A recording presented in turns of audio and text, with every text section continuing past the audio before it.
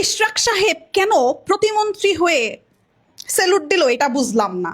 মানে সেনাবাহিনী, নৌবাহিনী আর বিমান বাহিনী তো বুঝলাম, কিন্তু ইশরাক সাহেব আসলে কোন বাহিনীর লোক সেটাই আমি বুঝতেছি না।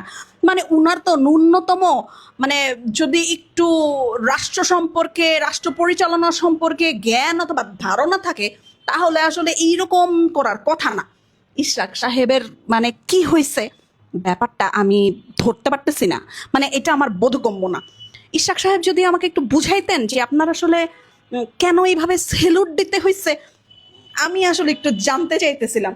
যাই হোক, এই শাড়িটা সুন্দর না? আমাকে কেমন লাগতেছে বলেন তো। এইটা শারমুস কালেকশনের একটা শাড়ি। হ্যাঁ, শাড়িটা অসম্ভব পরিমাণে সুন্দর, অসম্ভব অসম্ভব পরিমাণে সুন্দর, পুরোপুরি কারচুপি কাজের একটা শাড়ি। খুবই সুন্দর, খুবই সুন্দর।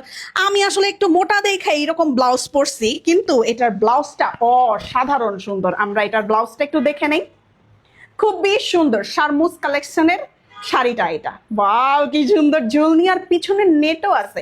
মানে আপনি চিন্তা করেন, আপনি যদি এই হাতা দিয়ে এই শাড়িটা পরেন তাহলে আপনারা আসলে কতটা সুন্দর লাগবে। হ্যাঁ, ওয়াও, নাইস নাইস। যাই হোক, শারমুস কালেকশনে এই শাড়িটা আপনারা পেয়ে যাবেন, শাড়ি সহ ব্লাউজটা আপনারা পেয়ে যাবেন, এরকম চিকচিক চিকচিক শাড়ি সহ ব্লাউজটা আপনারা পেয়ে যাবেন মাত্র ২৭৫০ টাকায়। ভাবা যায়, মাত্র ২৭৫০ টাকায়। হ্যাঁ, এখন আবার ইশরাক সাহেবের ব্যাপারে একটু ফেরত আসি।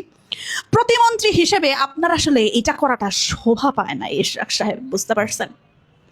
মানে আপনি তো মানে যথেষ্ট বুদ্ধিসম্পন্ন একটা মানুষ, এই কাজটা আপনি করলেন কেমনে আমি বুঝতে পারতেছি না। একটু দাঁড়ায় কি দেখাবো শাড়িটা? সি, শাড়িটা অনেক সুন্দর, তাই না? শাড়িটা আমার খুবই পছন্দ হয়েছে, আর বেগুনি কালার শাড়ি তো আমার খুবই ভালো লাগে, তাই পরে ফেললাম। যদিও অনেক গরম, আমি আসলে যে এখানে ভিডিও করি এখানে আসলে এই রুমটাতে আসলে এসি নেই, এই জন্য গরম লাগতেছে। প্রতিমন্ত্রী, আপনাকেও স্যালুট। আপনি আমাদের আসলে 2 দিন পর পর এত ফান দেন।